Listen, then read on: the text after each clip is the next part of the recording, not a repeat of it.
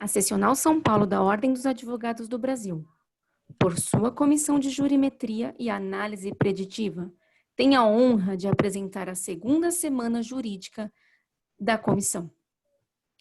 E hoje o tema é Jurimetria e Análise Preditiva, tecnologia a serviço da advocacia. É um evento promovido pela referida comissão com o apoio da Comissão de Cultura e Eventos da UAB São Paulo. Informamos que este evento compactua com um dos Objetivos de Desenvolvimento Sustentável estabelecido pela ONU: paz, justiça e instituições eficazes. Com a palavra, senhoras e senhores, a doutora Thaís Jurema, presidente da Comissão de Jurimetria e Análise Preditiva da UAB São Paulo. Boa noite a todos. É com muita felicidade que estamos no terceiro dia da segunda semana jurídica da Comissão de Análise de Jurimetria e Análise Preditiva da UAB São Paulo. Hoje com um convidado mais do que especial, nosso querido vice-presidente, Márcio Fago, falando exatamente dos propósitos da comissão e do que vem tratar a comissão. É muito importante a participação de todos. E mais do que isso, temos aqui que agradecer essa grande oportunidade ao nosso querido presidente Caio Augusto Silva dos Santos, ao nosso vice-presidente Ricardo Toledo, ao presidente da Comissão de Cultura e Eventos, o meu querido Alexandre Rolo, e toda a equipe da UAB São Paulo, Danila, Sandra, Rian, que vem nos acompanhando, está trabalhando até tarde para poder fazer desse evento um sucesso. Muito obrigado também a todos os membros da comissão que participam ativamente e, aproveitando aqui, deixo o meu convite a todos para que entrem em contato conosco através do Facebook da comissão, Comissão de Jurimetria e Análise Preditiva, para que participem, venham participar dos nossos projetos, dos nossos eventos, das nossas reuniões. É realmente uma grande alegria que nossa casa recebe todos aqueles que vêm, em especial através dos eventos. Só para vocês terem uma ideia, a nossa comissão, ela é uma comissão multidisciplinar e por isso abarca, além de advogados, e temos inclusive alguns patronos como Lisandra Martins, o ministro Barroso, nós temos engenheiros, nós temos pessoas técnicas em tecnologia. Isso é muito interessante porque a gente troca conhecimento. Um outro ponto muito importante, nós temos pessoas bem jovens, de 20 e poucos anos, como, por exemplo, a nossa querida Carlinha, há pessoas mais jovens há mais tempo, como o nosso querido JB, que tem larga experiência. E nós estamos aqui exatamente para isso, para trocar a experiência daqueles que já são jovens há mais tempo, com aqueles que estão aqui prontos a nos ensinar os dias de hoje.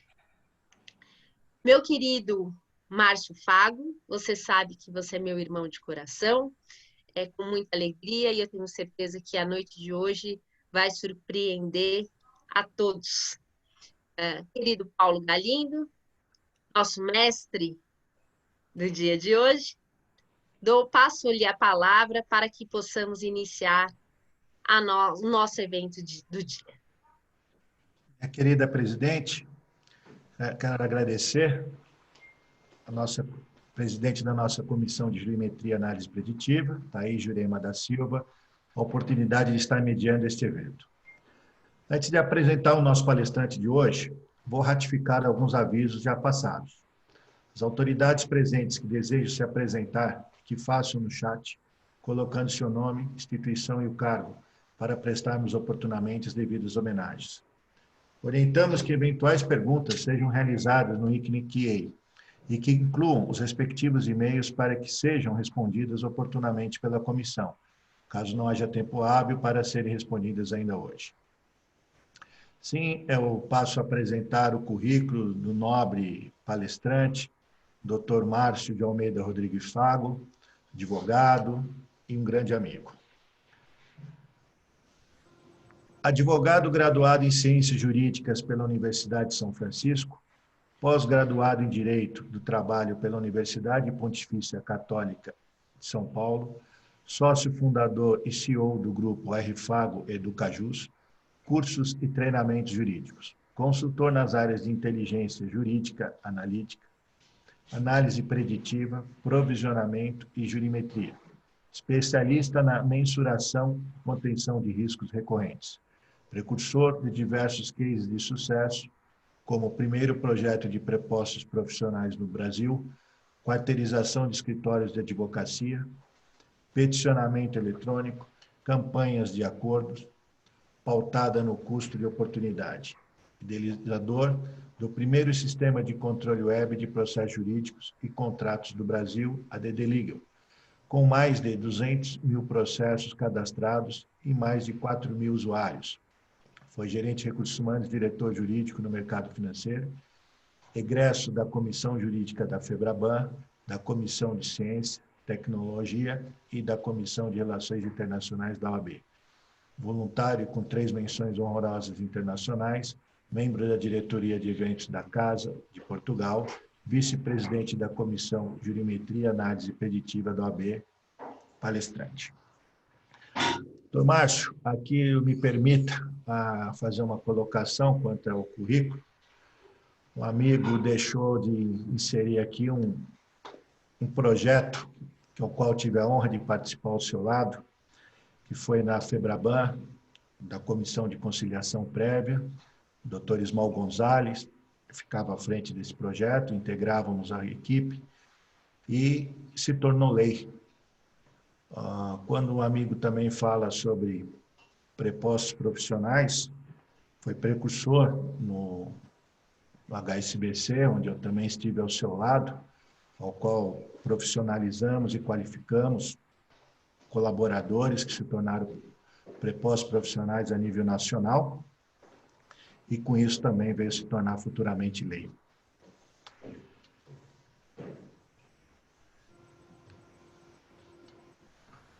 Passou a palavra, Paulo? Já posso falar? Passa a sua palavra ao senhor, doutor Márcio Fábio. Bom, Posso primeiro... só fazer um pequeno complemento antes de você falar? Ele é uma das principais pessoas responsáveis pela existência dessa comissão. Projeto, a ideia, ele me passou, eu adorei, levei para o Ricardo Toledo, que nos deu a oportunidade de ter essa comissão. Aliás, a única comissão que analisa esse tema, em especial de uma forma sistêmica, como nós falamos, no Brasil inteiro. Então, eu passo a palavra, viu, Paulo? Eu faço questão de passar a palavra para o meu querido amigo Márcio Fago. Boa noite. É uma honra fazer parte deste grupo, desta comissão. Eu tenho que agradecer a todos os membros da nossa comissão que trabalharam, se voluntariaram para que esse evento acontecesse, né?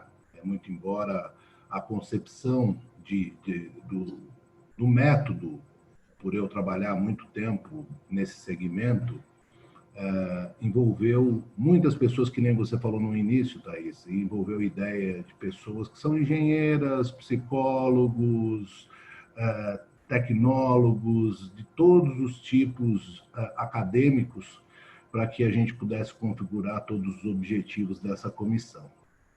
E, na sua pessoa, agradeço a todos os membros. Tenho que agradecer protocolarmente o meu amigo e presidente, Caio Augusto Silva dos Santos, Não posso deixar de agradecer o vice-presidente Ricardo Luiz Toledo dos Santos Filho pelo apoio, que nem você falou, ele foi uma das pessoas responsáveis em lhe apoiar para que nós montássemos essa comissão. E agradecer também ao presidente da Comissão de Cultura e Eventos, o Alexandre Rolo, por nos proporcionar essa oportunidade. Eu tenho um grande desafio, porque normalmente eu converso com diretores, presidentes, sobre esse tema. E meu desafio de hoje é tentar ser um palestrante menos técnico. Duvido que eu consiga, e vocês me perdoem, às vezes, o excesso de palavras técnicas, mas vou tentar fugir tecnicamente do assunto, não que ele não seja técnico, porque ele é um assunto de ordem multidisciplinar, mas o importante é que uma retificação que eu tenho que pedir para que seja feita no nosso currículo, que eu jamais seria um palestrante, perto de todos aqueles que nos honraram com a presença, todas as palestras, indistintamente, de todos os palestrantes, professores, doutores, pós-doutores, membros do judiciário, membros do judiciário, enfim. Não tenho nem como competir com elas em termos de palestras, mas vamos aqui começar a ensaiar como falar desse tema tão importante de uma maneira não tão complicada. E, resumindo a obra, nós temos que trazer aqui para os nossos ouvintes qual é o impacto da tecnologia na advocacia. Então, nós temos que dividirmos o conteúdo em quais são as rotinas do advogado. Nós vamos falar sobre as diferenças entre estatística, jurimetria e análise preditiva. A gente vai falar um pouquinho de economia e como se compõem os riscos, o papel do advogado frente a essas tecnologias e os desafios que vamos ter que enfrentar ao longo desse período.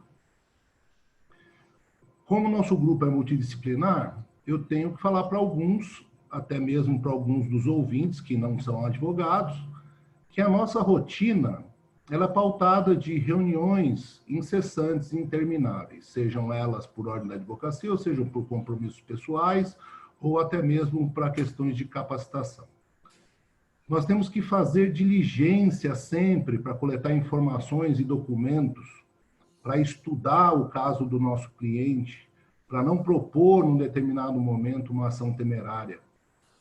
Nós temos que distribuir processos, e hoje, para a gente conseguir distribuir esses processos, a gente tem que ter conhecimento tecnológico. São diversos os sistemas de peticionamento existentes, como o PJE, o ESAGE.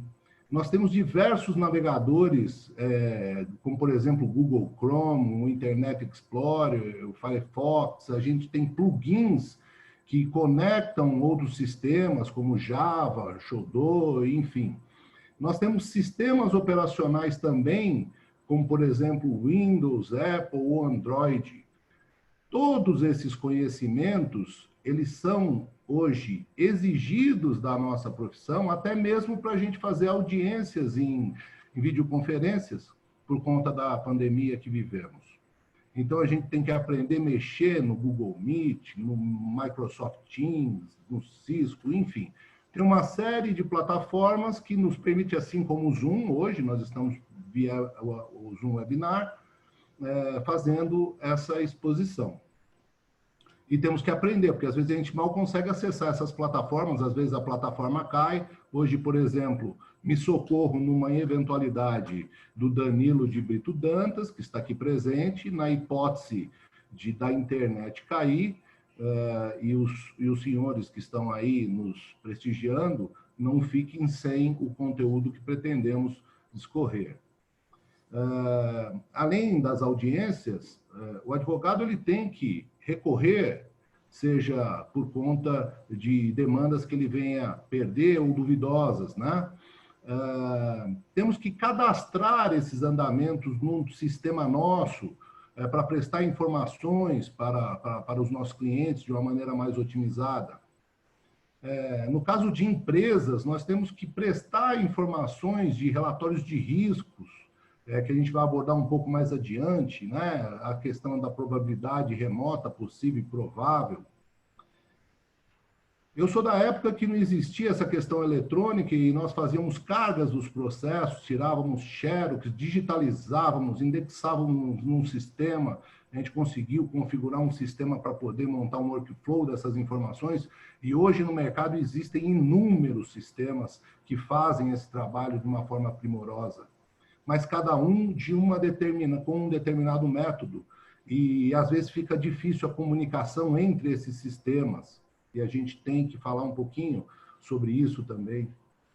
Nós temos que cuidar dos prazos dos nossos clientes. Então, quando a gente compõe uma agenda de obrigações, a gente não compõe só com a audiência. Nós temos que compor a nossa agenda com as obrigações que temos que fazer, como, por exemplo, de uma defesa. Então, para a gente elaborar uma defesa, a gente tem que se comunicar com o departamento, seja de contratos ou do RH, trazer os documentos, conversar com o responsável da área para coletar informações, para suscitar questões de ordem probatória, para inverter ou não o ônus da prova, né, que são estratégias relativas à nossa profissão. E na nossa agenda tem as tarefas pessoais, né, que temos que também tentar encaixar dentro desses padrões. E, paralelamente, nessa pandemia, as tarefas pessoais parece que se multiplicaram, porque além de nós termos que realizar todas essas tarefas, hoje, rotineiramente, dentro de casa, a gente tem que parar para fazer um café, para lavar a louça, com todo respeito, a gente tem que fazer de pouco com tudo, né? Mas não somente isso. Nós, advogados, devemos nos capacitar constantemente, em detrimento de todas as atividades que desejamos prestar, para que elas sejam proporcionadas, para que para os nossos clientes os resultados sejam eficazes, né? Eu faço uma brincadeira que a diferença entre eficiente e eficaz vem de um propósito até, você vai no dentista e fala que está com dor de dente, pede para ele arrancar um dente. Ele vai ser eficiente se ele arrancar um dente, mas eficaz se ele arrancar o dente correto. Então, nós temos que zelar pela eficácia no trabalho, no nosso dia a dia. Então, adentrando ao tema, nós temos que tratar diferenças entre estatística, jurimetria e análise preditiva. Em 1897, um jurista membro da Suprema Corte Americana, o Dr. Oliver Holmes Jr., ele disse a seguinte frase: o jurista do presente pode até ser o homem dos livros de direito, mas o jurista do futuro é o homem das estatísticas e mestre em economia. Então, eu diria para os senhores advogados, estudantes, que o futuro chegou. Não existe como o advogado de hoje não ter o conhecimento ou a responsabilidade sobre o aspecto de ordem econômica. Bom, falando nos princípios que fazem base ou pautuam essa exposição, a gente tem que dizer e tratar do assunto do que é estatística. A estatística nada mais é do que um ramo da matemática que trata da coleta e análise e interpretação da apresentação de massas de dados numéricos. Via de regra, a gente acaba vendo em jornais e revistas exposições com índices. Hoje, muito correntemente, a gente vê sobre índices da pandemia, quantidade de óbitos, quantidade de pessoas contaminadas, estatisticamente falando, né? E a gente quer falar um pouquinho da estatística como uma referência de ordem externa, tá? É uma ocorrência que você tem que olhar o mundo como ele está se portando mas isso não tem uma relação direta com cada um de nós. Exemplificando mesmo a situação da Covid, se nós tomarmos as precauções de higienização das mãos, máscaras e distanciamento social, provavelmente nós não façamos parte daquele coeficiente porque adotamos essas medidas preventivas para nos esquivar desse problema. Então, a estatística ela mostra o que está acontecendo lá fora. Isso não significa que possa acontecer conosco com as devidas ressalvas. E o que é a jurimetria? A jurimetria é um conjunto de ferramentas estatísticas. Tá? Pode ser sistêmica, pode ser um Excel, pode ser, inclusive, uma folha onde você processe números. Isso, que trate de elementos com variáveis de ordem econômica. Então, tudo que se relaciona à jurimetria tem uma relação de ordem econômica. Porque a jurimetria é derivada da econometria, que foi uma disciplina criada na década de 1930. Então, os dados da jurimetria são todos eles convertidos em informações financeiras. Então, são estatísticas de ordem financeira. Bom, não tem como nós tentarmos, não sou economista, mas me esforço em aprender questões de padrões econômicos, mas o princípio da economia versa sobre um conjunto de atividades necessárias para a sobrevivência e melhoria na qualidade da vida das pessoas. E ela envolve, basicamente, 3 processos, que é o de produção, de distribuição e o consumo de bens e de serviços. Então, a economia, ela gira em torno da produção, distribuição e consumo. E como podemos, dentro desse processo, identificar riscos ou diagnosticar riscos? Então, nós temos que, dentro de casa, seja numa empresa, seja no seu escritório, de todas as formas, nós temos 3 referências de identificação de risco. Sejam elas de ordem estrutural, ordem operacional e ordem gerencial, de tomada de decisão. Então, ordens estruturais dentro do processo econômico. As instalações devem favorecer não apenas a otimização dos processos, mas também assegurar um ambiente saudável e boas condições para a execução daquela tarefa, seja qual for.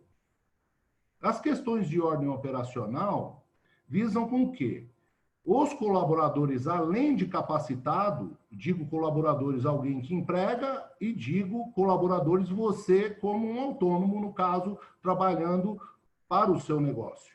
Além da capacitação, nós devemos cumprir, esses colaboradores, os processos produtivos necessários, que, via de regra, existem procedimentos, sejam eles de ordem institucional, ou sejam eles de ordem familiar, e sejam eles de ordem legal, para efeitos de convivência social.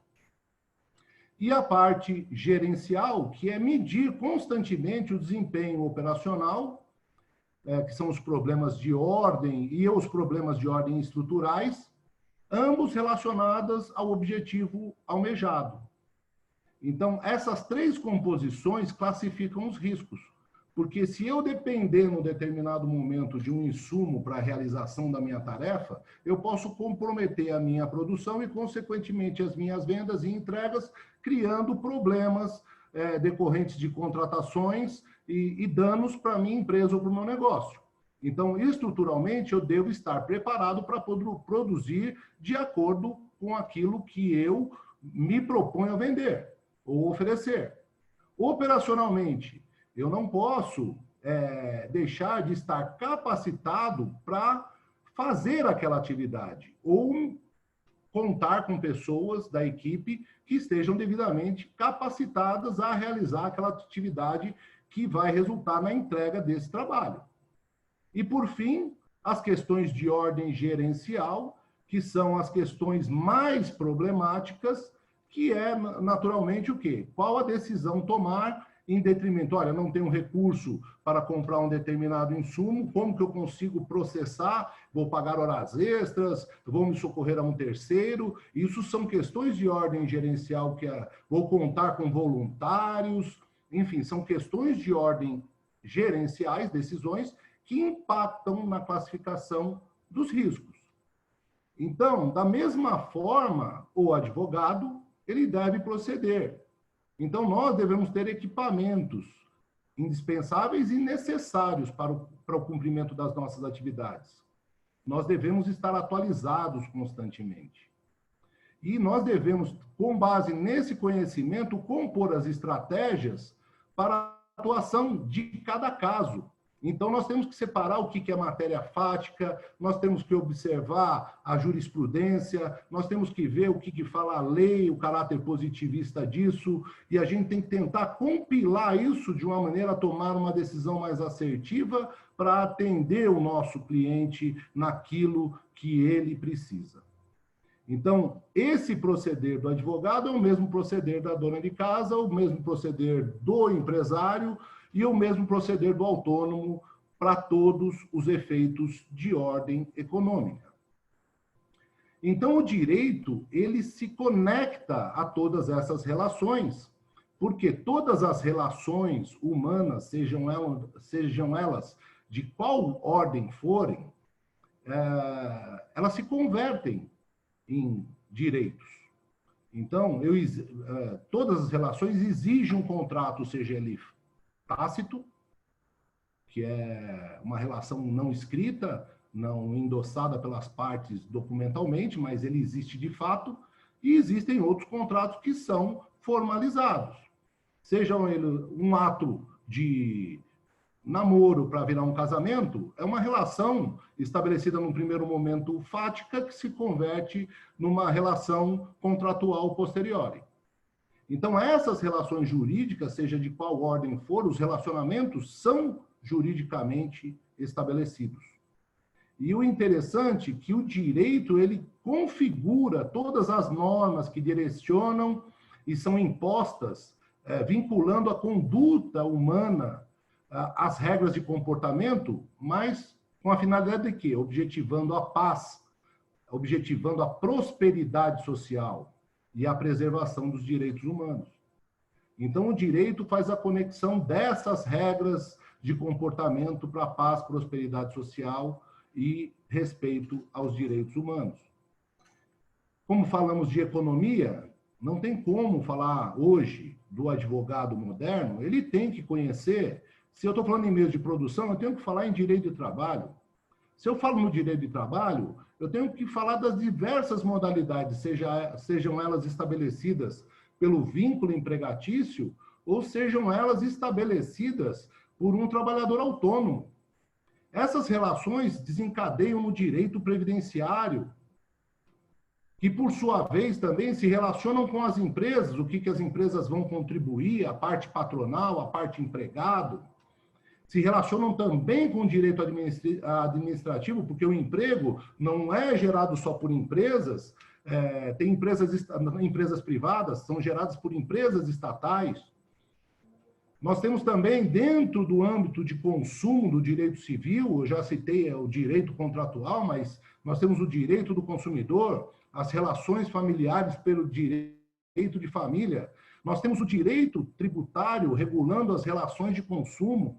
Exemplificadamente falando, nós temos, assim, convencionado, dentre os meios de produção, distribuição e consumo, 4 impostos que flutuam, que é o IPI, Imposto sobre Produtos Industrializados, o ICMS sobre Circulação de Mercadorias e o ISS sobre Serviços.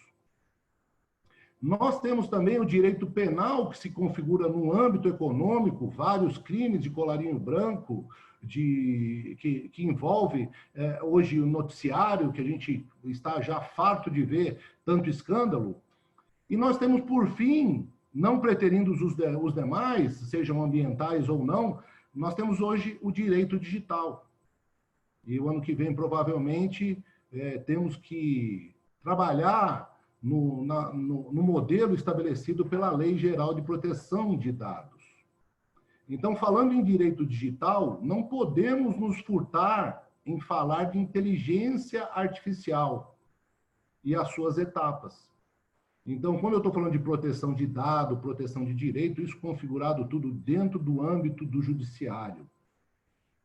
Mas o que seria a inteligência artificial de uma forma mais simples, para que a gente possa ter um entendimento? São técnicas estatísticas de mineração de dados, que vamos falar adiante, modelagem preditiva, de projeção dessas informações, e de aprendizado de máquina, para que a máquina possa responder esses processamentos, que analisam fatos atuais e históricos para fazer previsões sobre eventos futuros ou ainda desconhecidos.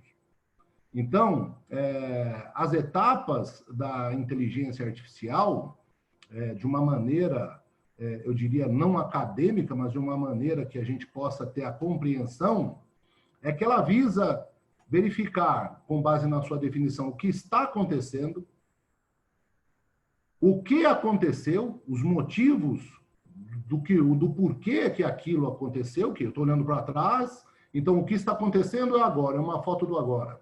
O que aconteceu são os motivos do porquê aconteceu.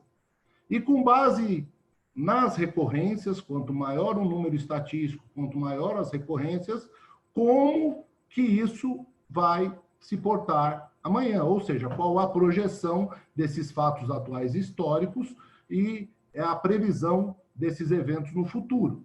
É o que trata a definição. Mas eu quero fazer um paralelo que, antes da configuração da inteligência artificial, eu quero citar o meu querido professor e saudoso Miguel Reale, quando ele faz uma analogia, quando ele fala sobre os aspectos tridimensionais do direito.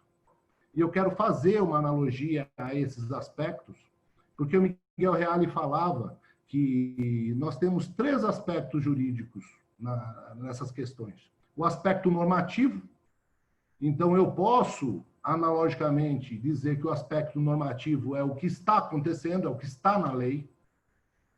Eu posso pegar essa teoria tridimensional do Miguel Reale e observar o aspecto fático ou histórico, que é o que aconteceu, e hoje a jurisprudência mostra o que aconteceu, e eu tenho que falar do aspecto axiológico ou social, aquilo que deve acontecer. Né? Para aquelas pessoas que não sabem o que é axiológico, é um ramo da filosofia que estuda os valores morais e sociais. Possivelmente, a máquina não vai conseguir realizar essa façanha. Pois se assim o fizer, né, se a máquina assim conseguir fazer uma projeção de valores morais e sociais, esses valores serão da própria máquina. Esses valores não serão de uma civilização ou dos cidadãos. Então, nós temos que ter cuidado em examinar questões relacionadas ao direito em concreto, às coisas, e as questões relacionadas do que tange ao homem, aos deveres, principalmente direitos do homem, previstos na Declaração Universal dos Direitos do Homem. Essa é a minha opinião, muito embora os técnicos de TI dizem que a máquina vai conseguir fazer tudo, e eu simplesmente não concordo. Esse é um dos pontos que eu não concordo, que a máquina consiga estabelecer um padrão social ou de pensamento social que repercuta a minha ideia ou a minha filosofia. Então, nada pode substituir o homem, a não ser que o nosso Criador assim deseje. Da mesma forma, a máquina, ela vai sempre respeitar o que o homem, ou os algoritmos do homem, ou a forma que o homem estabelece a sua condução. Então, para a gente tentar aprofundar um pouquinho tecnicamente, sem ser tão técnico, o aprendizado de máquina, ele tem 2 resultados, que é o machine learning, que produz os meios para que as máquinas realizem as tarefas que seriam executadas por pessoas. Então, nós temos hoje, citando os tribunais, nós temos o Victor no STF, nós temos o Sócrates aqui no STJ de São Paulo, e eles pretendem o quê? Verificar questões relacionadas a termos de repercussão geral. E, não obstante eles digam e afirmem que não se utilizam disto para tomar de decisão, eles se utilizam desses sistemas para a identificação dos termos de repercussão geral. Mas, importante falar do aprendizado de máquina, que além do machine learning, nós temos o deep learning, que, em resumo, as máquinas podem reconhecer os objetos, traduzir voz em tempo real, como, por exemplo, o Google, e analisar padrões. Na segunda-feira, nós tivemos uma palestra com o professor Arruda Alvim, que ele falou de um estudo de uma universidade de Stanford, que ela justamente fazia análise de fotos relacionadas a questões de opção sexual. Um outro exemplo, não vou citar o banco, mas hoje, quando você vai fazer aqueles acessos à internet, para eles conseguirem identificar se está ou não havendo fraude nesses acessos, ele consegue mensurar o tempo e a forma que você cadastra para tentar identificar se é você ou não. Esse tipo de inteligência, denominada Deep Learning, já está sendo também utilizada para fins de segurança, né? Sejam elas de ordem bancária ou não. Então, com base em tudo isso que a gente acabou de introduzir, qual que é o papel do advogado frente a essas mudanças tecnológicas? Então, o importante é dizer que precisamos e devemos trabalhar na distinção de cada caso para que ele não seja coincidente com a tese constante no precedente de repercussão dos tribunais para que seu recurso seja improvido. O que chamam na doutrina de distinguish, muito utilizado na Europa e pouco utilizado aqui por conta da judicialização que temos. Outra questão que é um desafio é o overruling, ou seja, a superação de qualquer precedente desses tribunais com uma nova tese, um novo embate, com um novo propósito. Então, se trabalharmos com o distinguish, nós chegaremos a conseguir criar novos precedentes. Eu vejo usualmente advogados que são consultados e têm, às vezes, a mania, por que não dizer, de julgar o caso do cliente, avaliando o comportamento do tribunal, ou avaliando o que eles chamam de jurimetria, que para mim é análise preditiva, quando envolve pessoas, mas jurimetria porque não envolve economia, mas olhando para alguns colegas, às vezes examinam lá o paciente, o cliente, com um determinado problema, e ele vai compilar o fato, aquilo que eu disse de uma das obrigações anteriores, e ele se certifica de que aquele caso daquele cliente, ele tem a probabilidade de ganho, segundo a análise dos tribunais que ele fez, de 10%. Então, ao invés do colega tentar mostrar para esse cliente que, às vezes, ou na maioria das vezes, muito embora ele saiba que ele não vai ter o seu direito satisfeito, ele quer se socorrer de um advogado para obter a sua justiça, para que ele não o faça com as próprias mãos. Então, é muito cruel do ponto de vista do colega, ele não expor que é temerária a ação, que é uma ação de risco, mas é muito cruel ele falar que ele tem 20% de chance de ganhar, quando, na verdade, de perder, 80% de chance de perder, quando, na verdade, ele deveria falar que ele tem 20% de chance de ganhar e que ele vai trabalhar para se tornar 21, 22, 23. Esse é o trabalho de distinção do advogado frente à tecnologia. Então, nós temos que trabalhar distintamente, ou seja, usar os dados da tecnologia, absorver esse conhecimento para tentar tirar o melhor proveito. Quais são as máximas? O advogado, ele quer vencer as causas, seja defendendo ou seja patrocinando alguém. O nosso cliente, ele não quer perder o processo. Mas, nesse caminho, existe alguma coisa chamado custo. Esse custo envolve tempo, envolve custas judiciais, envolve honorários, sucumbências, entre outras coisas. O judiciário, o que ele quer? Ele quer celeridade. Então, ele vem se utilizando de ferramentas para conseguir ter julgamentos mais rápidos e desafogar o judiciário. Né? A gente tem mais de 80 milhões de processos, né? Para não falar bem mais que isso. E, por fim, a lei. Né? Então, qual que é a máxima?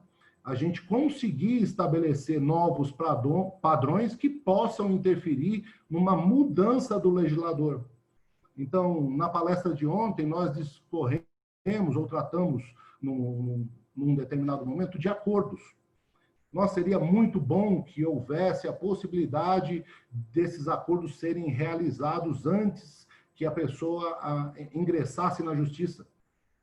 Mas a lei ainda confere o acesso livre ao judiciário. Então, as pessoas podem fazer esse acordo e amanhã esse acordo não tem a função homologatória que o Paulo citou, que na CLT, por conta do trabalho que foi desenvolvido pela FEBRABAN, se converteu numa lei de conciliação prévia que estabelece uma condição de negociação devidamente legal.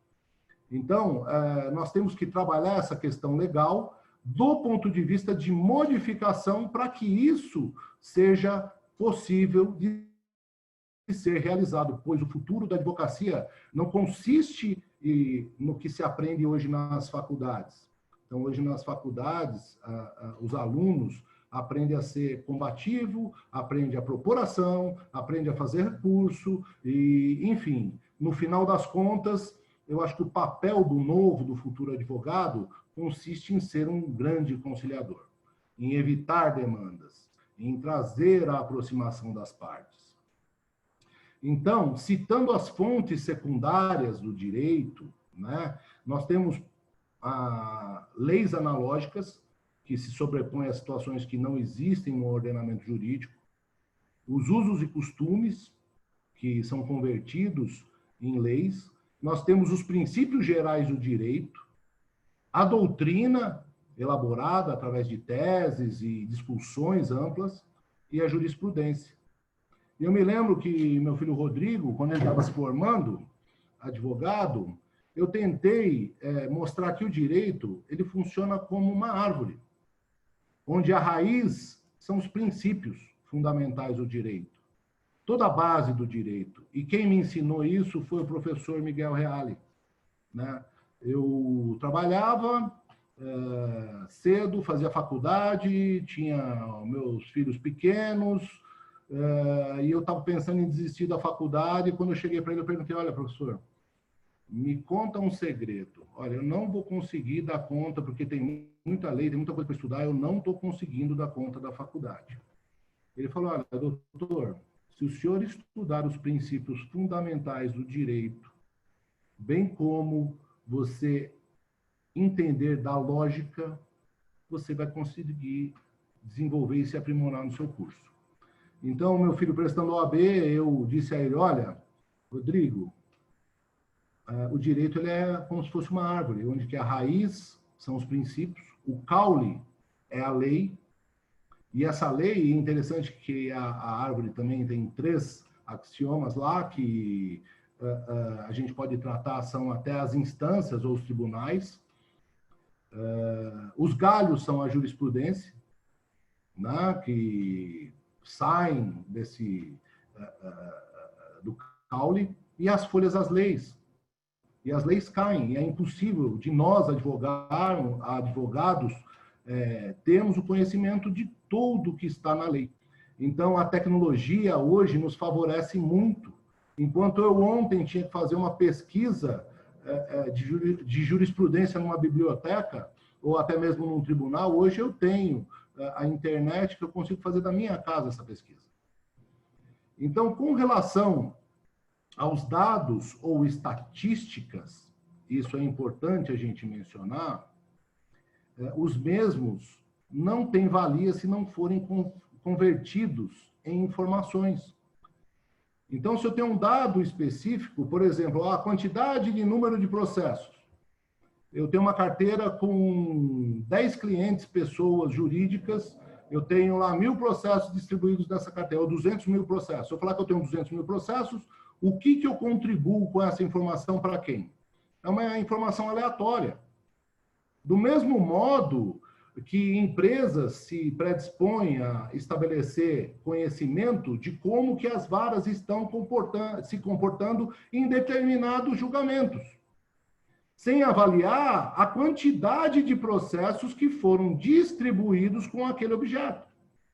Então, se eu tenho quantidade de processos distribuídos com um determinado objeto, seja dano moral, e eu consigo comparar esses processos com os julgamentos, eu tenho condição de estabelecer uma relação. Do contrário, eu vou estar falando que uma determinada vara julga um determinado objeto com base apenas nos julgamentos daquele objeto, sem ter conhecimento de quantos foram distribuídos. Então, por isso que eu digo que a estatística ela é fria, enquanto que a jurimetria ela passa a ser algo um pouco mais objetivo, o que se traduz, que a gente vai ver na sequência, o que vai se traduzir no quê? Em foco, em prioridade. Então, voltando às questões estatísticas, citando como exemplo, é a mesma coisa aquele advogado que é consultado por telefone, sem avaliar a documentação, sem sentir o termômetro, se o cliente está falando ou não a verdade, né? Aquela característica da pessoalidade é super importante para que a gente possa determinar se esse paciente ou cliente está tratando do assunto com a devida verdade. Temos que cumprir as rotinas, por óbvio, então não adianta uma consulta por telefone ele passar um sintoma e eu não analisar a documentação, me recorrer ao Google e dar um parecer. É temerário para a advocacia essas condições, porque hoje o próprio cliente, o próprio consulente, ele pode buscar essa resposta sem precisar se recorrer de um advogado. Então, os cuidados acima que nós tratamos, do que precisamos fazer, nós não podemos fazer a revelia. Nós temos que ter essa cautela ou esse cuidado e, muito embora a gente possa verificar como está julgando esse ou aquele juízo, futuramente, eu tenho quase que certeza, como assim já o é na França, nós não poderemos avaliar como aquele ou outro juiz está julgando. Isso já é lei na França e provavelmente se estabelecerá como tal aqui. Então, voltando para as etapas da inteligência artificial, nós temos o que está acontecendo, o que aconteceu, olhando para trás, e o que pode acontecer. Pois bem, partindo do que está acontecendo, as informações ou dados devem ser compiladas para identificar a relevância de cada problema e como atuar perante o judiciário. Então, não adianta eu ter a informação esparsa, eu tenho que saber do que se trata aquele assunto. Quando eu digo relevância, eu vou tratar de um exemplo que eu costumo dar em eventuais discussões, de uma situação que foge ao direito. Imagina que você está num campo, num sítio, ou, enfim, e você acaba sendo acometido por picadas de borrachudo. Imagina que você esteja lá em Maresias, ou na Praia Grande, ou no seu apartamento, né? Aí você é acometido por centenas de picadas de borrachudo e no mesmo momento você é picado por uma cobra. Se partir do ponto de vista estatístico, você vai se recorrer a um repelente, porque você tomou 100 picadas, então você vai buscar um repelente e não vai buscar um soro antiofídico para corrigir, provavelmente você vai morrer. E o que é a jurimetria? Jurimetria é justamente isso. Eu poder identificar inúmeras ações, as recorrências delas, quanto que elas custam.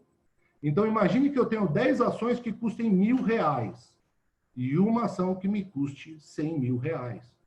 Ora, qual o tratamento que eu tenho que dar? Eu vou me preocupar com as 10 de 1.000 ou eu vou tentar resolver o problema dessa de 100.000? Isso só através da jurimetria pode ser dado esse diagnóstico. Daí porque a gente está falando como a análise descritiva. Então, essa descrição é alguma coisa do hoje. Quando compilamos uma carteira de um cliente, de um determinado cliente, para promover a provisão dele, nós estamos fazendo a radiografia de hoje, não de ontem, para ele poder colocar aquele dado dele no balanço. Então, as projeções para o futuro se fazem através de outras ferramentas. Tá? Eu vou dar um exemplo de, não vou citar o nome do cliente, mas de uma operadora de cartão de crédito.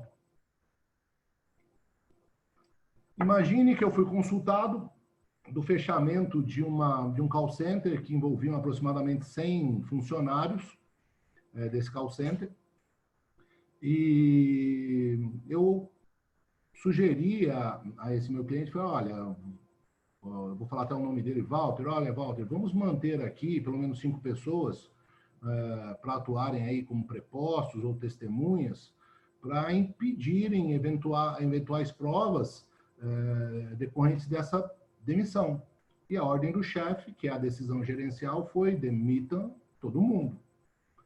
Essa situação gerou um probleminha, entre outros, das ações trabalhistas que foram propostas por esses aproximadamente 100 funcionários, que foi de equiparação salarial. Então, todos esses funcionários acabaram propondo, distribuindo ações entre horas extras e danos morais, entre outras coisas, de equiparação salarial. Então, quando fizemos a análise jurimétrica de cada um dos objetos, a gente viu que a equiparação salarial somava, em média, lá, R$ 1.000 por mês por funcionário, e cada ação representava R$ 24.000 de equiparação salarial. Isso em 20 casos julgados, remanescendo 80 não julgados. Ocorre que dessa análise a gente acabou verificando o seguinte, que a Paradigma era supervisora desses operadores. Mas o interessante é que essa supervisora pedia a equiparação ao gerente dela. Ou seja, já desconfigurou todos os elementos que os reclamantes tinham como ela sendo a Paradigma, que, por sua vez, gerou uma economia de aproximadamente 2 milhões, uma vez que nós começamos a apresentar nas instruções a petição inicial da Paradigma pedindo equiparação com o gerente, tão logo os operadores não faziam as funções do gerente e não podiam exigir que faziam as funções da supervisora. Apenas em 100, e nós temos empresas que têm milhares de processos, então, em 100 casos, a gente conseguiu proporcionar uma economia de 2 milhões em relação a um objeto. Então, é importante você identificar a jurimetria como uma fotografia financeira da sua realidade. Mas não é menos importante do que você trabalhar com a jurimetria para a projeção dela ao longo do tempo. Então, imagine o seguinte, se nada fosse feito em relação à defesa da citada equiparação, comprometeria 2 milhões o passivo dessa empresa, onde deixou de ser comprometido. Então, a decisão gerencial inicial, olha, não vamos deixar testemunhas, ela não foi boa, ela poderia ter sido acatada. Num segundo momento, a decisão de apresentar nas defesas elementos que pudessem comprovar a desconstituição da equiparação foi um elemento fundamental para a reversão daqueles prejuízos para essa empresa. Então, esses benefícios da jurimetria, eles se projetam na análise preditiva com quais efeitos? Eu posso montar campanhas de acordos, pautadas no quê? Nos riscos que eu tenho. Então, eu tenho questões relacionadas ao AOP, ou seja, não é usual as empresas fazerem o provisionamento de processos ainda não distribuídos, mas se o fizerem, vai melhorar a performance dela na contenção desses riscos, né? As questões relacionadas ao provisionamento, elas têm que ser elaboradas de uma maneira onde o advogado tenha o conhecimento financeiro, porque no provisionamento o advogado assina o que é possível, o que é provável, o que é remoto. Não existe provisão sem a opinião de um advogado, sem a certificação de um escritório ou de um profissional habilitado. E todos esses aspectos envolvem o quê? Governança corporativa. Envolve a imagem pública da empresa. Então, na medida que a empresa tem a identificação dessas recorrências e dos riscos, ela consegue ver que determinados objetos ou processos, quando são feitos pelo ticket médio, é um critério que contabilmente é válido, mas se eu conseguir extrair processos que fogem das recorrências e dos riscos, eu consigo diminuir, inclusive, esse ticket médio. Eu consigo proporcionar provisões de acordo com critérios contábeis, com o tempo de duração desse processo, considerando as fases. Então, são uma série de propósitos que a jurimetria nos proporciona e ela, às vezes, é entendida de uma forma errada. Ela é entendida, olha, como que o juiz do juízo tal está julgando? Isso é jurimetria? Eu não vou discordar que seja jurimetria, mas pautado no conceito da jurimetria com a econometria, isso, para mim, é uma análise preditiva relacionado ao comportamento que seria diagnóstica, ou seja, tudo que se relaciona a pessoas, eu tenho que dar uma diagnose daquele evento. Então, por falar no que aconteceu, eu tenho que falar no comportamento humano. E isso é um dos critérios que exige do gestor. Aí, assim, eu tenho uma foto que é a jurimetria, outra foto é, poxa, o que aconteceu? Então, existem inúmeros trabalhos que podem ser feitos, como, por exemplo, em seguradoras que fazem resseguros de determinados equipamentos, aonde que determinada empresa está confeccionando algum bem defeituoso, gerando prejuízo para essa seguradora. Ou, às vezes, aquele defeito pode estar apenas num lote. Então, às vezes, a pessoa não vai tomar a decisão correta porque ele não sabe onde está a origem do problema. E isso a gente consegue estabelecer através dessa análise. Porque o que aconteceu devido aos comportamentos pessoais, ou até mesmo do judiciário, repercutem no processo. Tem uma outra situação que é importante, eu vou tentar de uma forma didática passar para vocês.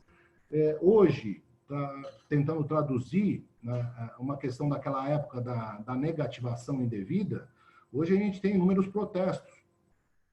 Então, vamos imaginar que, por conta de ordem operacional, você determina para o seu financeiro que negativem as pessoas num determinado tempo, num determinado período. O exemplo que eu quero citar significa dizer o seguinte, que uma ação de dano moral pode repercutir de 20 a 30 mil reais. Eu consegui compilar na minha jurimetria 113 processos por essa falha ou por esse protesto indevido, onde a pessoa pagou e negativou a destempo, ou não foi notificada e acabou sendo negativada, não foram cumpridos os requisitos legais para esse protesto. Imagine ainda que esse mesmo procedimento por aquele setor, ou para que passa por um departamento, ou às vezes até mesmo por uma única pessoa, tenha sido represada ou prestado protestos em 450 negativações ou protestos. Tente imaginar, considerando 30 mil reais de danos morais, um prejuízo por conta de uma falha de ordem operacional de aproximadamente 14 milhões. E isso nós não podemos colocar embaixo do tapete. Então, nós temos que estar atentos sempre aos problemas de ordem operacional, de infraestrutura e de ordem gerencial. E aí, o que é a inteligência jurídica? A inteligência jurídica é esse advogado que é hábil de olhar um relatório de jurimetria, de ter ferramentas de predição e de projeção, para que possa, através de uma prescrição, que seria uma inteligência, ele tem que conhecer o negócio para tomar uma decisão com base nesses dados. Isso são ações prescritivas. E esse advogado que conhece a economia, ele consegue propor isso para o cliente, soluções desses problemas recorrentes. E o que seria uma ação corretiva? Essa ação corretiva independe do advogado. Depende do advogado quando ele é o dono do negócio, mas independe do advogado quando ele passa para o cliente, que é o convencimento do gestor, para que a tomada dessas medidas proporcionem melhorias nas operações e redução de risco. Então, o advogado ele tem que ser persuasivo, ele tem que convencer.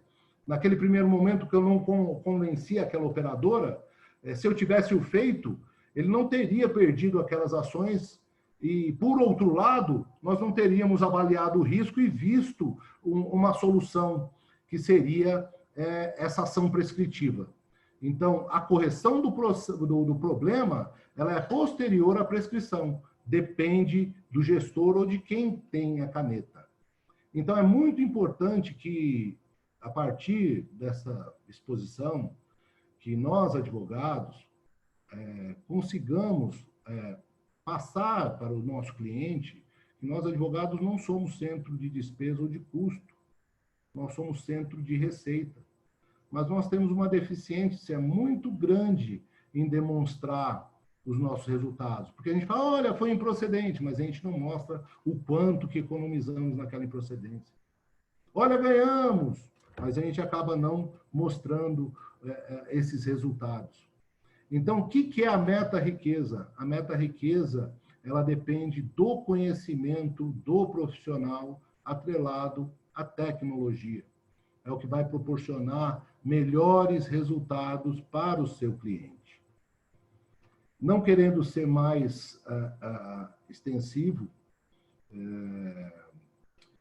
vou tentar fazer uma proposta de como que deveria ser esse advogado de hoje.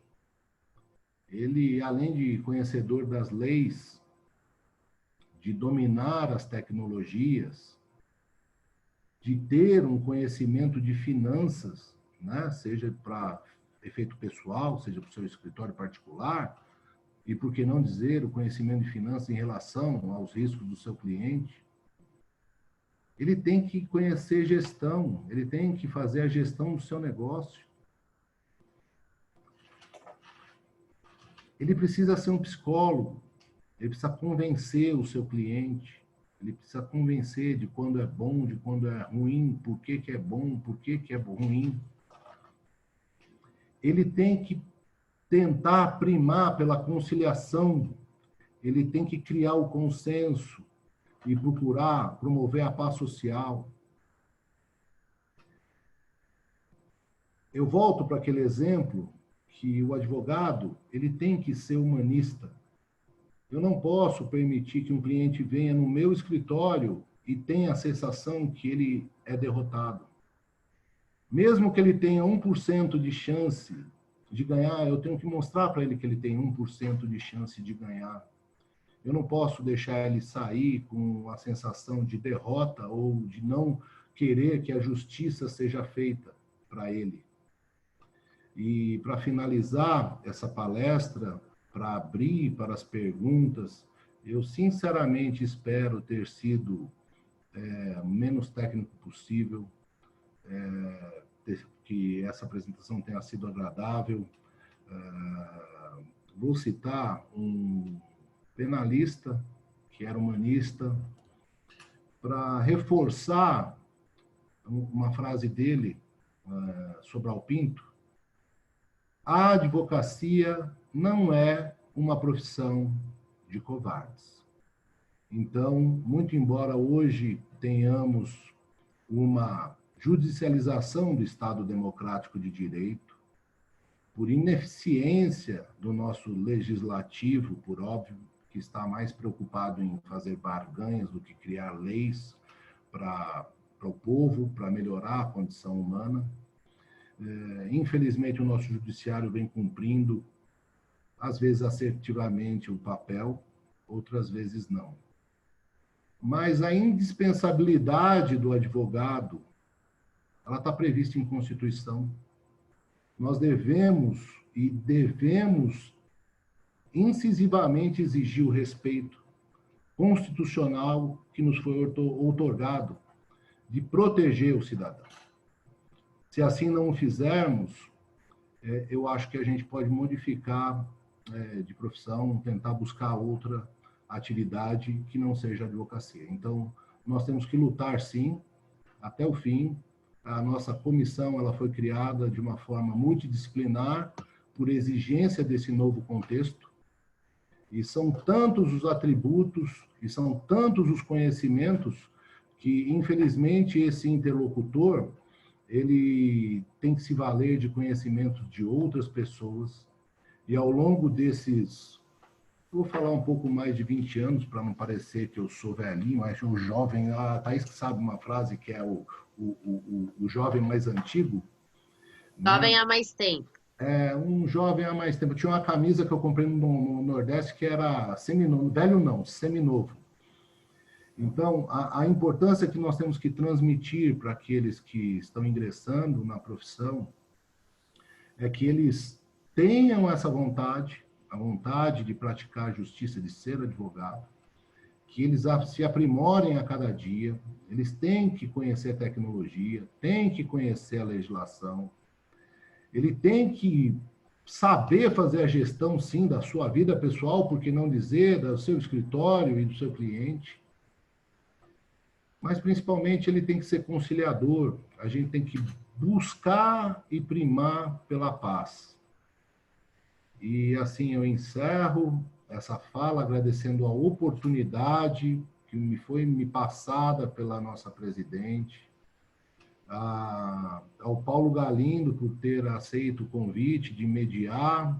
Paulo Galindo, outrora eu trabalhei, prestei serviço para ele foi meu par no HSBC, trabalhamos juntos, prestei serviço novamente para ele no Banespa, que virou Santander. Nós temos bastante história, nós temos muito conhecimento para compartilhar e temos muito, muito a aprender. Então, como palestrante, no meu currículo, Thaís, eu peço para retificarem trainee de palestrante. Prometo melhorar ao longo do tempo e fico aqui à disposição dos nossos ouvintes, agradecendo nominalmente o nosso presidente Caio, o Toledo, o Rolo, enfim, e todas essas meninas, a Danila, o Rian, enfim, a Fabiana, que nos apoiam no trabalho desta comissão. Se possível, eu gostaria que a Thaís, ou eu, daqui a pouco, depois das perguntas, comentasse dos nossos propósitos, que são relevantes. E termino aqui com um beijo e fico à disposição de todos. Muito obrigado pelo prestígio, por estarem aqui nesta quarta-feira chuvosa, podendo compartilhar comigo aí dessas experiências. Parabéns, Márcio. Foi excelente, mais uma vez. Mas eu quero te provocar. Quando a gente fala dessa questão de análise preditiva, considerando aí que a gente está sendo invadido por algumas mudanças, né, que vêm ocorrendo, algumas análises, como você bem citou, realizadas através de robôs por parte do judiciário, né, até bem interessante com relação a próprios julgamentos, né, então, há um tempo atrás eu escrevi a respeito dessas decisões realizadas por máquinas, então a gente tem alguns países, como por exemplo no Canadá, na Estônia, né, já isso acontecendo, a gente vê também até dentro do próprio INSS, enfim. Qual é o papel do advogado contemporâneo, né? Então, diante dessa situação, você bem posicionou, enfim, que a gente tem que lutar pela nossa profissão, enfim, mas qual é o papel do advogado, o que o advogado pode apresentar de diferente para o seu cliente, para que ele não seja substituído por uma máquina? Olha que checkmate, né? Eu tenho aqui a solução, mas ela não é simples. Eu vou falar antes de uma experiência em jurimetria. A jurimetria, ela baliza recorrências. E aí, com base nessas recorrências, eu consigo estabelecer riscos de recorrências, tá? Essas recorrências, por sua vez, elas se dividem em aspectos de ordem enfática. Esses aspectos de ordem enfática, eles são muito intrínsecos ao próprio cliente, e ele não tem conhecimento. Então, o cliente, ele tem problemas, tem todo o conhecimento. Olha o que eu vou falar, é muito interessante. O cliente, ele tem todo o conhecimento do seu negócio através do mapa jurimétrico. Ele consegue, através da jurimetria, saber todas as dores que ele tem. E o que o cliente acaba, por fim, fazendo? Ele vai buscar no mercado, como que o mercado está se comportando em relação a A, ou B, ou C. Mas o cliente, e isso eu falo para o novo advogado, é assim, ele tem que conhecer o negócio do cliente. Ele tem que saber o que o cliente dele opera. Ele tem que estar próximo do cliente dele. Porque hoje a gente vê a advocacia de massa processando inúmeras ações, mas está pouco se lixando. Assim, ela está lá com a obrigação de atender aqueles prazos, cumprir aquelas demandas e assim por diante. Enquanto que o novo advogado, ele tem que olhar lá, mas por que isso está acontecendo? Por que essas demandas repetitivas estão acontecendo? Eu citei até uma situação, olha, é de um produto. Pô, esse cliente fornecido pela empresa X, esse produto, ele é problemático eternamente ou foi só de um estoque? Eu aumento minha sinistralidade para dar um seguro? Não aumento. Daí o papel do advogado em saber, no momento certo, justamente utilizando a tecnologia, de identificar. Então, quando eu falo em diagnóstico, eu estou falando de alguém que precisa ser medido. Eu não estou falando do comportamento externo. Então, hoje, nesse um paralelo filosófico, hoje, em tempos de pandemia, hoje nós estamos nos aprimorando mais, estamos mais em contato conosco, mais preocupado com as nossas coisas também. Então, o novo advogado, ele deve olhar para o cliente para verificar se aquelas recorrências, como corrigir aquelas recorrências. Se nós ficarmos só no universo do processo, o que academicamente é ensinado, vai continuar. Distribuição, problema, prazo, problema, e ninguém vai chegar no cerne da questão. Ou seja, como conter isso. E outra solução desse advogado, que eu até citei, ele tem que trabalhar na distinção do seu caso, para que ele não caia nesses precedentes de repercussão geral. Então, ele tem que procurar evoluir seu formato de trabalho e coleta de informações e desenvolvimento de elaboração. Eu estou falando com uma professora, uma mestre, que ela tem tese, ela tem homologação de tese no judiciário. O Paulo Galindo falou de feitos que fizemos, que virou lei. Eu tenho uma professora aqui para falar melhor para mim de como que você fez aquilo, Thaís, até para ensinar para as pessoas que o novo advogado, ele não deve ficar só, olha como que o judiciário agiu, olha, vamos por aqui. Não, nós temos que cumprir e se fazer cumprir a lei. Nós temos que nos afastar um pouquinho desse padrão de judicialização que eles denominam de jurimetria, que é uma relação de predição comportamental, porque isso não tem realidade com o que eu fiz. Eu não posso olhar para uma empresa que sofre danos morais de uma forma e olhar para uma outra empresa que sofre danos morais também, mas adota outras medidas. Então, quando eu tenho dentro da minha corporação, eu, advogado, conhecedor da minha empresa, eu trabalho para empresas que temos reuniões trimestrais para pontuar problemas e corrigir problemas. Então, o que isso faz com que a empresa tenha uma melhor lucratividade, que o passivo dela diminua e, consequentemente, o lucro dela aumente? Mas isso a gente não precisa ficar no âmbito empresarial.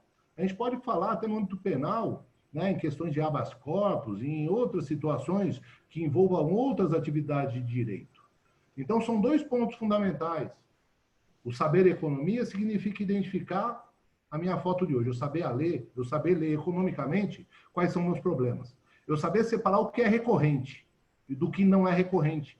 Porque quando eu sei o que é recorrente, eu consigo provisionar com base na recorrência e projetar isso para o futuro. Quando eu não sei o que é recorrente, eu coloco coisas no contexto de risco, que nem aquele processo de 100 mil que eu falei no exemplo, eu tenho lá 10 de 1.000, coloco um de 100 naquele ticket médio, eu vou sangrar o balanço da empresa com base naquele ticket médio e vou diminuir a lucratividade dela. Papel do novo advogado. Eu tenho que ler, sim, riscos de ordem econômica. Eu tenho que verificar as minhas recorrências, conhecer o meu cliente, os problemas, como se deram, e criar uma distinção para que não caia nos precedentes de repercussão geral. Não sei se eu fui claro ou confuso, mas você pode aprimorar a minha resposta, professora. Não, acho que foi super claro e até interessante, porque nós temos gente de Goiás, gente de Minas Gerais, e até você falou aqui em São Paulo tá friozinho, né? E estão falando que nesses lugares ainda o frio não chegou, aguarde, pelo jeito, não é? E até quando a gente fala aqui, jogando com as palavras, essa questão de a gente estar falando de um mercado morno, de estar um mercado com muitos problemas, né? Então, a gente é simples, é só a gente sair e ir para algum lugar. Hoje em dia, a gente vai ver que até o que está aberto não está vendendo com tanta frequência, né? Fico até... Ontem, se eu não me engano, eu comentei a respeito disso, volto a comentar com relação a, por exemplo, os restaurantes que tenham perto do meu escritório, que são muitos, e que os que estão abertos, os que conseguiram sobreviver, não tem público suficiente para se manter. Não sei, a gente não sabe até quanto tempo isso vai durar, e diante dessa situação, o que será que a gente pode, neste momento, para tentar plantar algo positivo para 2021? Pensando aí na nossa atividade profissional e pensando nessa situação que você falou, que a gente acha aqui da comissão extremamente importante, essa questão do novo olhar, de uma multidisciplinariedade, enfim. O que você acha de importante para tornar o nosso mercado quente? Bom, Thaís, no momento que aconteceu a pandemia, eu fiquei particularmente muito apreensivo porque eu faço parte do grupo de risco, que eu sou hipertenso. E aí, de alguma forma, eu tive que me inteirar, né, dessas questões.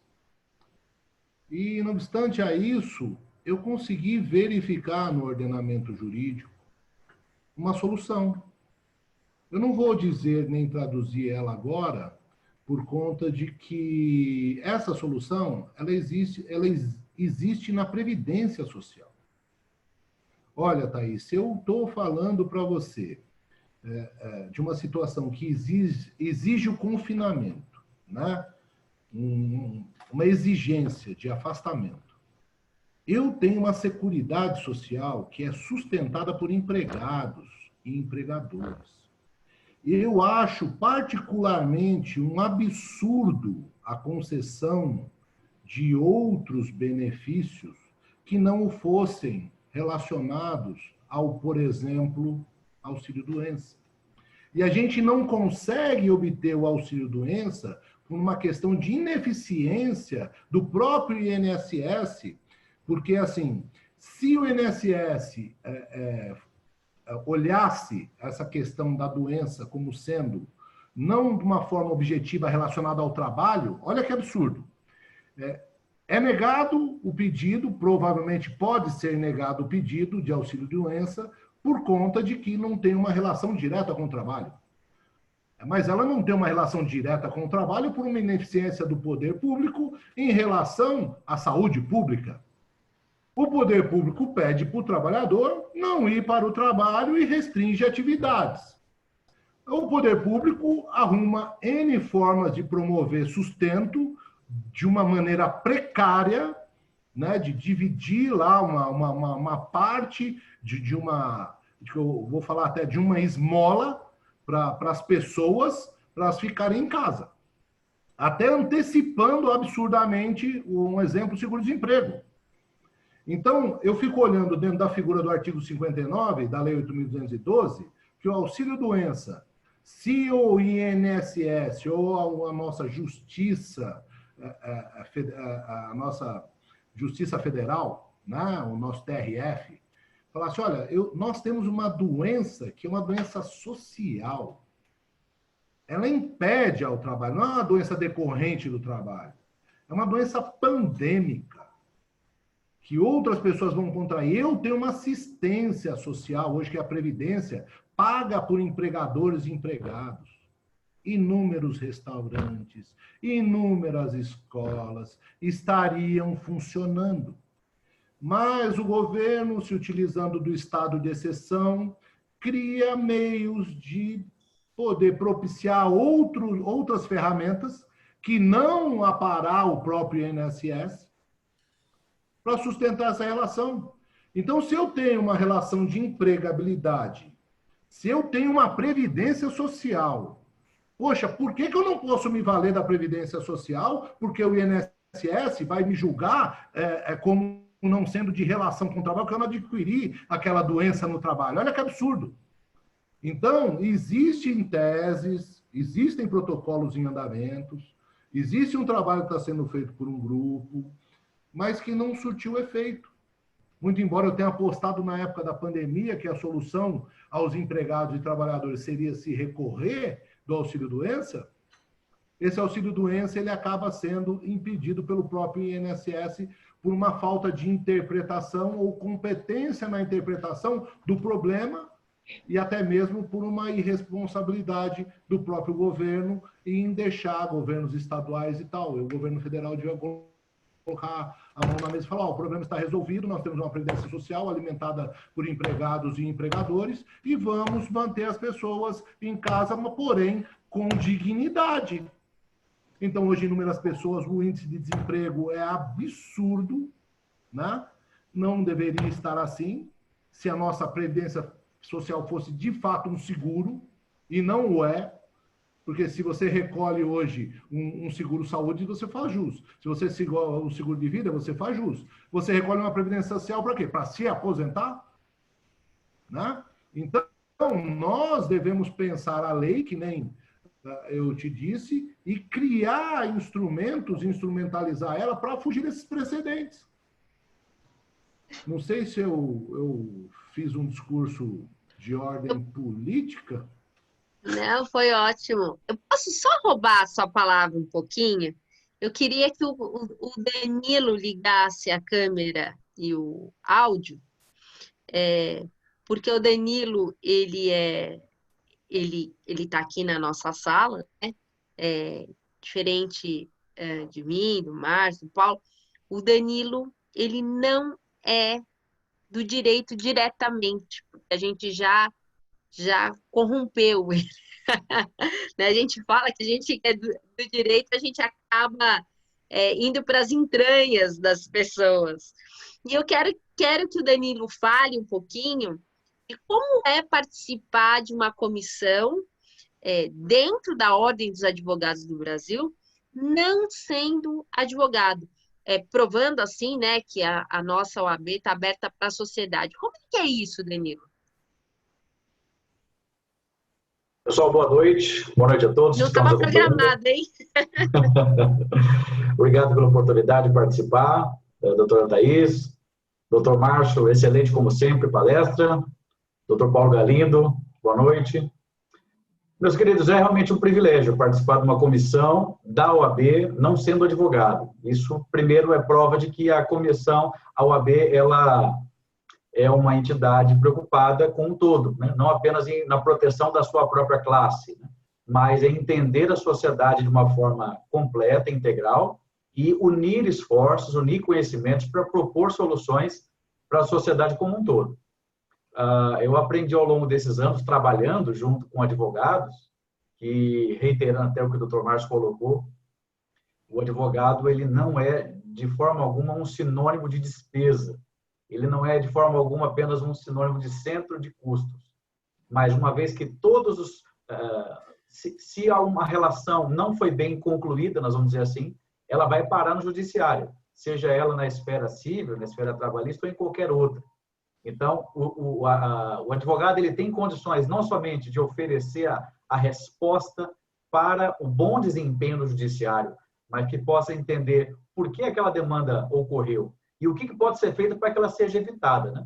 Na verdade, por mais que nós estamos aqui num debate com advogados, né? Claro que o giro a vida do advogado é o processo, mas nós sabemos que o processo ele tem que ser a última instância da resolução de um conflito, né?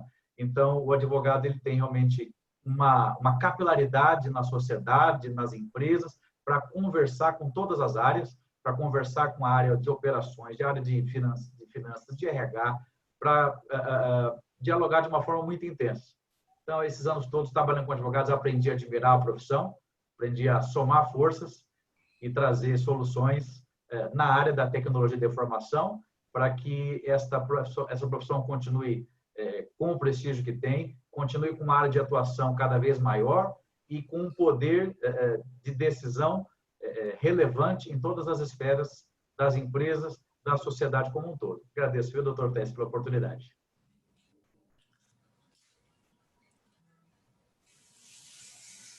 Eu acredito que a gente consegue passar isso, né? Só deixando registrado aqui, a gente também tem a Sônia, eu tô meio ceguinha aqui que eu tô sem óculos, a Sônia de Ibaté, né? Um lugar quente também, mas vai chegar o frio, né? Vai chegar o frio.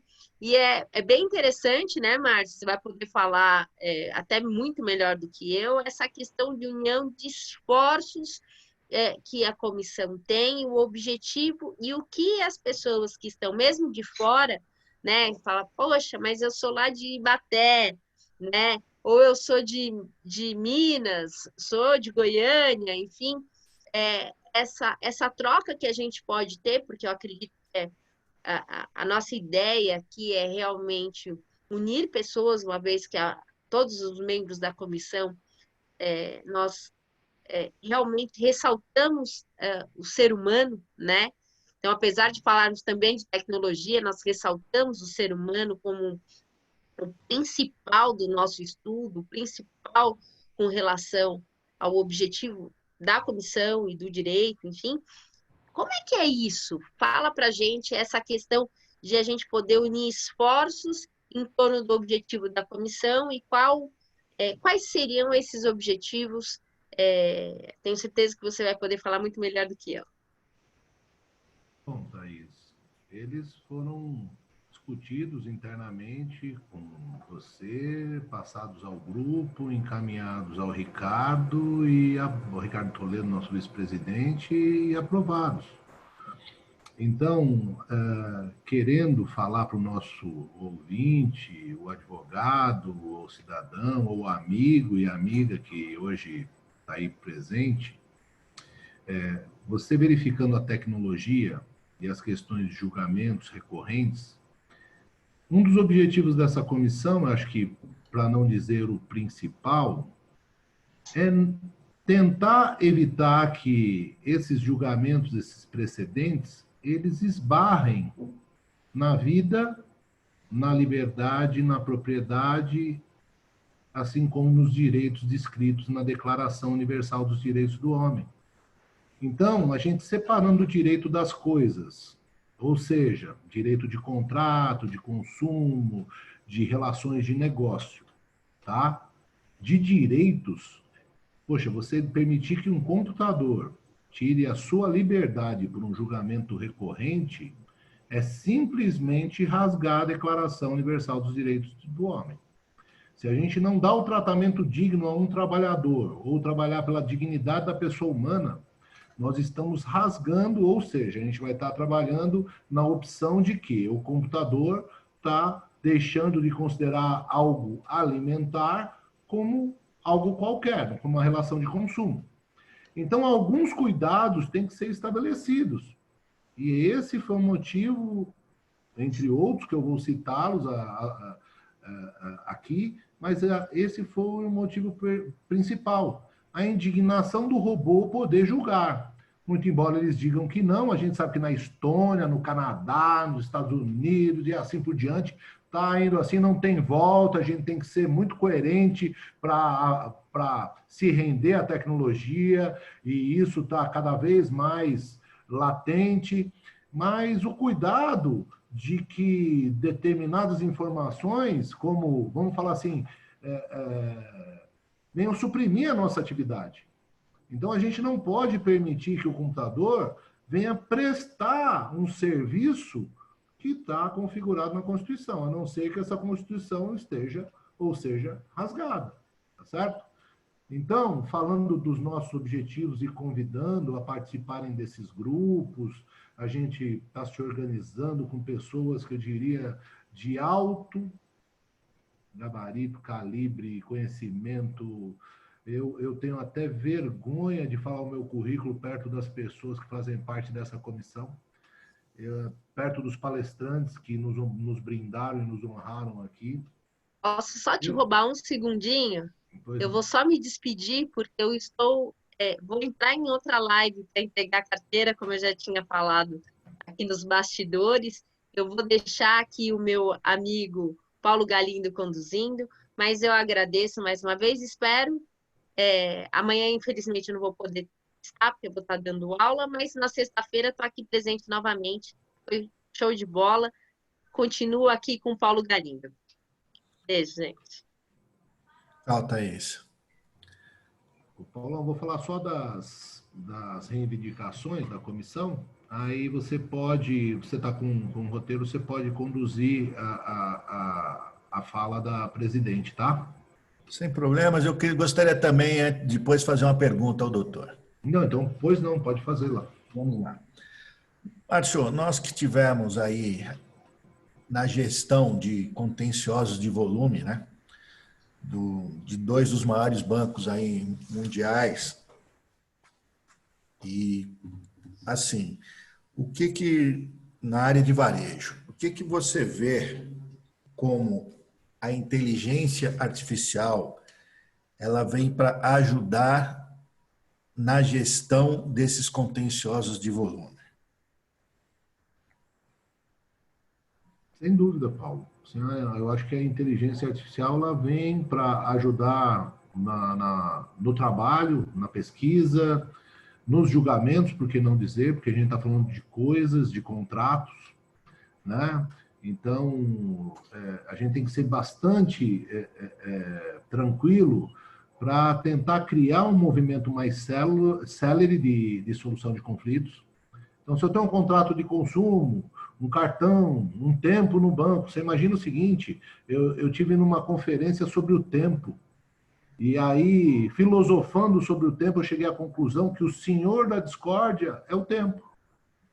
Então, às vezes, as pessoas não brigam entre elas por nada. Elas brigam por terem se dispostas e terem o tempo delas roubado, né? Aquela fila de banco incrível, aquele atendimento telefone que compromete, às vezes, horas, para não falar dias. Então, essas situações, elas podem ser tratadas por inteligência artificial e devem, e cada vez mais isso tem que ter o papel da advocacia no meio, tem que ter o advogado no meio, a gente tem que combater esses erros de tempo, de desserviço, a favor do consumo, e bem como defender essas empresas que prestam esse bom serviço, que se prezam pelo atendimento por excelência. Então, nós não podemos colocar num pacote todas as empresas como se elas não fizessem um bom trabalho. Nós conhecemos bancos que prestam um excelente serviço de atendimento, assim como conhecemos outros que não prestam um bom serviço de atendimento. E isso colocar numa mesma cesta, que nem nós tentamos discorrer na palestra, é errado. Então, por isso que é importante o advogado conhecer o cliente, mas a tecnologia, sem dúvida nenhuma, ela tem que prestar, sim, esse serviço, e ela já está começando a prestar, e que ela não resvale em questões de ordem humana. Só isso que é o grande propósito aí da nossa comissão. Sim, então a gente depreende-se que a tecnologia chegou para ficar, né? E vem para revolucionar 100% a cadeira jurídica, né? Ela vem 100% revolucionar essas questões relacionadas a consumo e a negócios, e da celeridade, e uma questão que faz parte aqui da nossa comissão,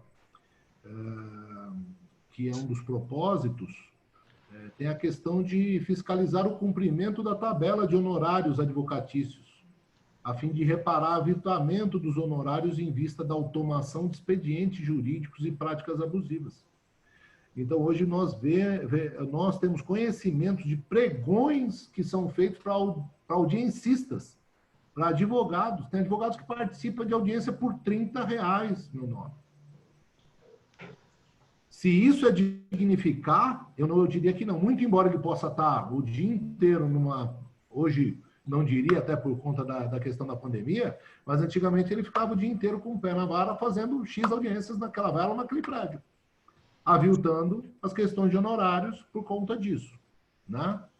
Então, quero poder, se me permitir, antes tem mais alguma pergunta dos ouvintes?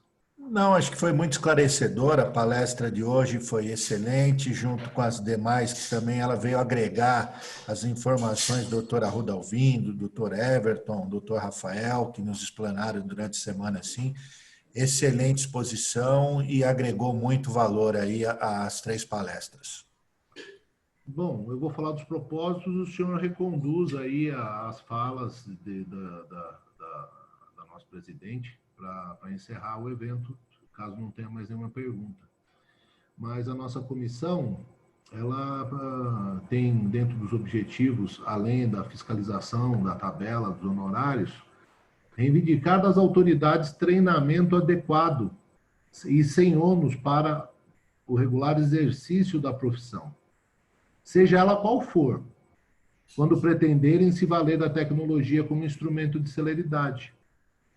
Eu vou dar um exemplo, Paulo, que com a criação do PJE, inúmeros advogados, que a Thaís diz que jovens antigos, como que é a frase dela, dos jovens há mais tempo, se prejudicaram-se, né, no exercício de sua profissão por não ter equipamentos, aquela coisa que a gente falou, ele não tem uma estrutura, tendo que se recorrer a favores, a essa humilhação, e a questão dessa prestação de serviço pelo PJE, no primeiro momento, foi traumática para toda a advocacia. Até a gente se adaptar e se capacitar, foi um transtorno tremendo. E inúmeros outros tribunais, eles se processam de forma diferente, eles implantam os seus sistemas e por goela abaixo. Eu acho que a advocacia deveria participar quando eles forem instituir alguma coisa que dê celeridade, que nos permitam a conhecer, treinar e capacitar a advocacia, porque se há um exercício de representação que seja feito, é pela advocacia. Então, ele não pode, no momento A, colocar uma situação tecnológica sem capacitar esse órgão de classe que é relevante para o exercício do direito. A outra questão é que, assim, existem dados esparsos, hoje a gente pode se recorrer a robôs, mas a gente precisa um pouco mais de transparência das decisões dos tribunais e acesso à quantidade de processos distribuídos, dos objetos, o que foi procedente, improcedente, mesmo o que foi procedente em parte, processos arquivados, o que transitou em julgado, não transitou, para que a gente possa verificar as jurisprudências e aprimorar aquela distinção que a gente citou na palestra.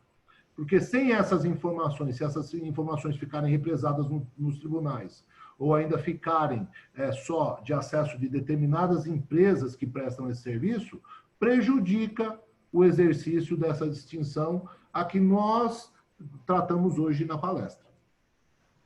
Outra questão de ordem relevante, e aí o Danilo ele pode até colocar uma cereja no bolo, é que nós precisamos interceder junto às autoridades para a integração desses sistemas de informação, por meio de interfaces de APIs, tudo de acordo com a Lei de Proteção, né, Geral de Dados, exceto os processos de segredo de justiça. O que nós vemos hoje é empresas que obtêm acesso a informações, inclusive de processos com segredo de justiça. Então, essas interfaces, quando são feitas entre sistemas, eu acho que deveria ter uma centralização delas para que isso fosse feito de uma maneira prudente. E, por fim, trabalhar a favor da preservação da pessoalidade do advogado em questões expressas pela Declaração Universal dos Direitos do Homem, fazendo cumprir o papel indispensável do advogado da administração da justiça. Esses são os propósitos da nossa comissão. Desafios pequenos, né? Singelos, mas que se nós conseguirmos aí agrupar pessoas para que possam nos auxiliar em cada uma dessas missões, será muito mais fácil de nós conseguirmos atingir o nosso objetivo. Possuímos em nossa comissão excelentes membros aí, profissionais de alto gabarito que possam nos ajudar a cada vez mais fortalecer, e a comissão está aberta também a agregar novos valores, né? Perfeito, Paulo. Bem, doutor Márcio, assim, em nome da comissão, dos ouvintes, agradeço a palestra, a explanação no decorrer muito boa, interessante, de grande valor a todos.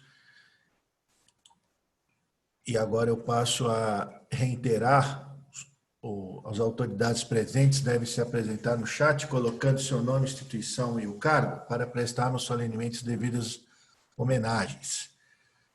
Orientamos também que eventuais perguntas sejam realizadas no ícone QA e que incluam os respectivos e-mails para que sejam respondidas oportunamente pela comissão, caso não haja tempo hábil para ser respondidas ainda hoje.